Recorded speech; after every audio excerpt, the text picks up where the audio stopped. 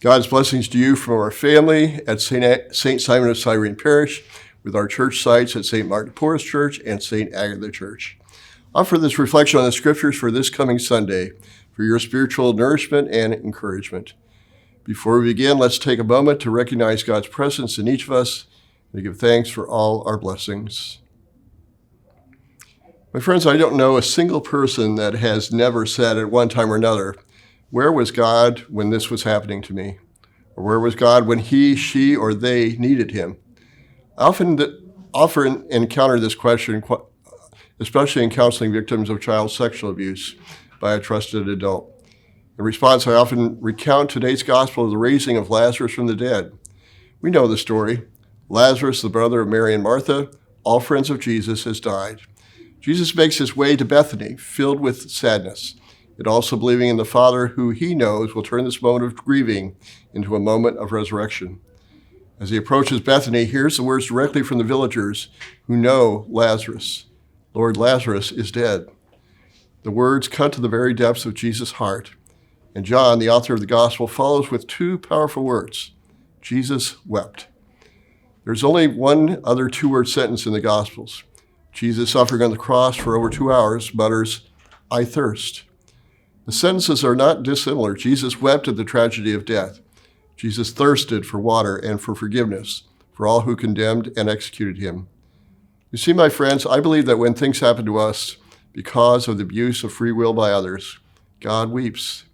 God weeps not only at what is happening, but also that no one is there to intervene in the abuse or harm that is being done. But the story doesn't stop there. Jesus goes to Lazarus' grave. He summons the faith and depth of love to listen to the Father, who gives Jesus the strength to not only resurrect his friend, but to set the stage for Jesus' ultimate sacrifice in opening the door for all of us to rise to eternal life. But here's the other important lesson. Listen to what Jesus does to bring Lazarus from death to life. First, he prays, and he prays out loud. He engages the crowd around him to pray with him.